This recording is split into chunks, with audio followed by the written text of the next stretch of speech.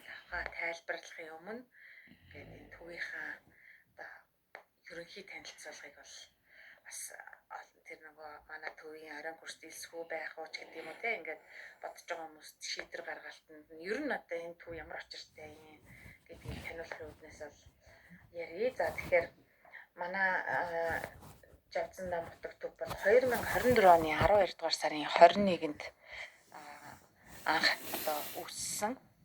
За одоо үүсгэн байгуулагдсан гэх юм уу. За тэгээд ийм 7 хүн бол анх үүсгэн байгуулж исэн юм байна лээ. За тэгээд манай төв бол одоо ингээд өндөр гигийнхаа тий ер нь үе үеийн одоо ингээ одоогийн богдтойгоо нийлүүл 10 богдынхаа хотгтын нэрийг авсан газар шүү дээ. Тэгээд энэ бас их түүхтэй юм байлээ. Манай энэ төвийг үүсгэн байгуулагч Цэрэн Бунцаг ах маань бол одоо ингээд юу яасан байгаа юм те одоо манай бусад удирдах зөвлөлийн хүмүүстэй нийлээд тэгээд одоо дарам салаад очоод 9-р богд Жавзандам хотогтод ингээд мөнгөн мандал за тэгээд тусдаа бас өөрсдийн өргөл барьцыг өргөөд ингээд бид нар ийм нэг анхны Монгол хөрөнгө оруулалттай Монгол эзэдтэй бурхны шашны одоо тийм төрийн бус байгууллага төвийг үүсгэн байгуулъя гэхэд бол 9-р богд Жавзандам хотогт бол маш их таалал баясаж те миний нэрийг өндөр төргөж яваарэ. Тэгээд бүх богдуудтайгаа одоо ийм сайхан барилгатай үйл зохионгүйгийн дэлгэрүүлсэн ийм төв болоорой гэж одоо хэлээд ингээд нэрээ бол хайрлсан зөвшөөрсөн гэдэг тийм ээ.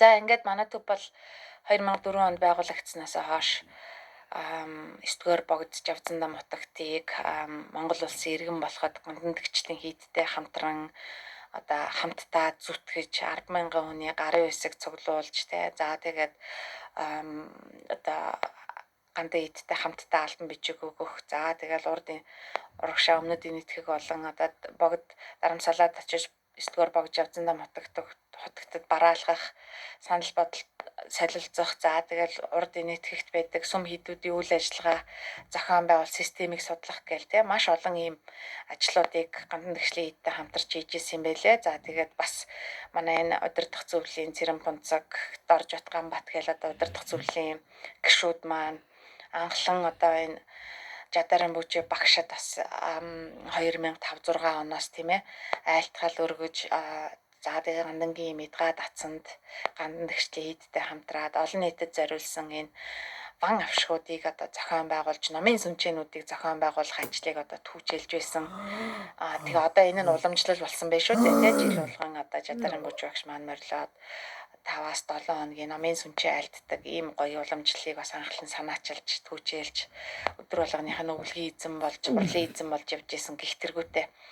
За бас ингээд өмнөд энтгэгт суралцж байгаа одоо лам хуургуудын газын мөнгийг төлөх гэдэг одоогийн их хамт Жавзанд орчлон харан байна шүү дээ тий гандагчлын эдийн хамт номоо хаа энэ л харан маань бас өөр бусад 2-3 хуургын хамт манай төвийн удирдлага тандаад ингээ манай төв чинь бас энэ урдын нийтгэхт одоо гомон татсанд бас ингээд сар болгон гэлүү жил болгон гэлүү одоо тэрийг бас тодруулах хэрэгтэй байх ингээд $180 өгөөд тэгээд тэр газын төлбөрийг төлөө хүүхдүүд бас ингээд өөрсдийн гэсэн хоол ундаа хийж идэхтэй лам хүүхдүүд ч үү тэр боломж нөхцөл ингээ хангагдчихсэн сүүлд бас сера хийдэд сурж байгаа лам нарт өгчээсэн за лам хуургуудыг урагшаа өмнөдийн тхигийн гомон сера татсан руу эрдмийн зам мөрхөөхт нь замын зардал дээр нь тус болох зардлыг нь даах тэргүүтээ ингээ бурхны шишнийг дэлгэрүүлэх лам боловсруучныг бэлдэх те ард иргэдэд энэ бурхны шишнийг түгээхийн тулд Жадарын бүжиг багшаар номын сүнчээ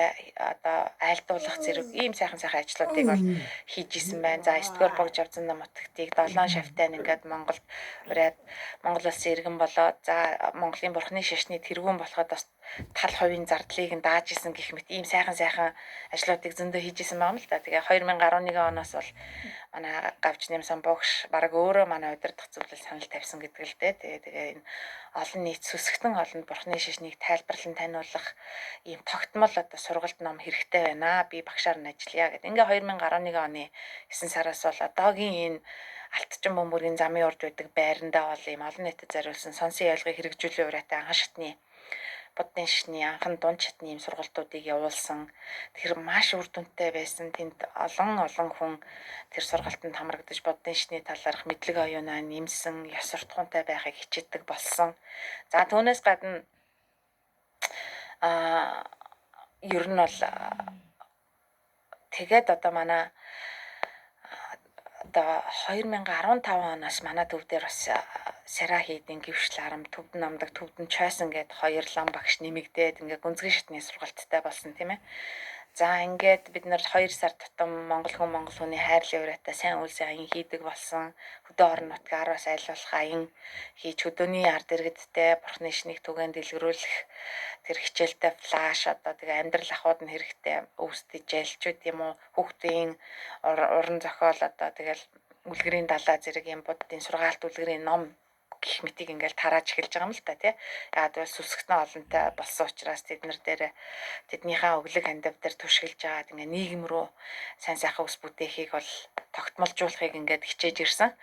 За дараа нь ингээ 2016 онд бол манай Жавцандаа Мутаг төв дээр энэ буддын гүнхаан төвд хэл бичгийн 2 жилийн оройн курс бол нээгдсэн. Эхний жилээ бол 37-8 хүн хэлсэжээ. За тэгээд 2 дахь жилээ бас ингээл 37-8 хүн хэлсэл ингээ явдаг байсан.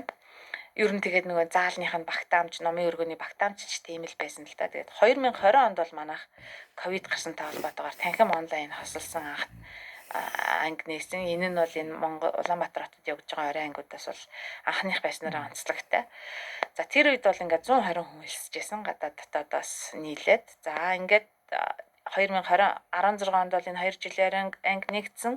2020 оноос бол одоо танхим онлайн хосолж явж байгаа. Одоогийн байдлаар 20 оноос хойш ер нь бол дэлхийн 30 гаруй улсад ажиллаж амьдарч байгаа монголчууд бас энэ одоо онлайнаар энэ 2 жилийн оройн курст ингээд суралцдаг болжээ. За тэгээд манай төв одоо ингээ 2004 оны 12 сарын 21-нд байгуулагдаад одоо энэ жил 20 дахь жилдээ үйл ажиллагаагаа явуулж байна. Эхлээд бол ингээд 9-р богдынхаа үүсийг дэлгэрүүлэх, жадарын бүж багшаараа олон нийтэд бан авшиг тавиулах, лам нарын боловсролыг дэмжих гэх мэт ийм ажлуудыг хийж чад 11 оноос илүү энэ байрандаа ийм сургалт хүмүүнлэгийн ажилд илүү төвлөрж явсан.